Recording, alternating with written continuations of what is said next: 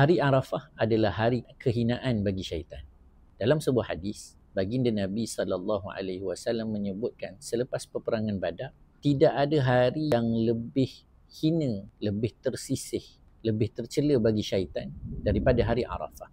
Bagaimana boleh sedemikian? Kerana syaitan telah melihat pada hari Arafah Allah Subhanahu wa taala menurunkan rahmatnya kepada orang-orang yang berwukuf. Allah Subhanahu wa taala mengampunkan hamba-hambanya yang sedang memohon keampunan kepadanya. Betapa bertuahnya orang-orang yang berwukuf sehingga kebaikan-kebaikan tersebut dapat dilihat oleh syaitan, dan betapa ruginya syaitan kerana apabila dia telah menggoda seorang hamba Allah dengan tempoh yang lama, mungkin puluhan tahun, dia berusaha untuk menjerumuskan seorang hamba Allah ke lembah kemaksiatan, namun dengan rahmat Allah yang luas, dalam masa satu hari di satu tempat, dosa-dosanya terampun. Apabila orang mengetahui nilaian dan besarnya peluang ini apabila dia hadir menunaikan ibadah haji, benarlah kita sebutkan bahawasanya orang-orang yang sampai ke bumi Arafah, dia tidak gunakan masa ini sebaiknya, maka dia adalah orang yang rugi.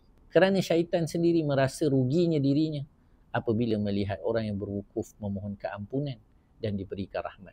Sedangkan orang yang telah Allah pilih menjadi tetamunya berwukuf, dia tidak gunakan untuk mendapatkan rahmat dan keampunan. Oleh kerana itulah, jangan kita pergi ke Mekah tanpa ilmu di dada. Jangan pergi ke Mekah tanpa hati yang bersih. Jangan sampai ke bumi Arafah tanpa tujuan dan matlamat. Supaya kita sentiasa dalam rahmat dan kasih sayang Allah dan kita mendapat keampunan dan rahmat Allah. Janganlah kita terhina dan tersisih serta tercela seperti mana yang berlaku kepada syaitan ketika mana pada hari Arafah pada 9 hari bulan Zulhijjah. Jadikan matlamat kita hanya Allah dan semata-mata kerana Allah Subhanahu wa taala.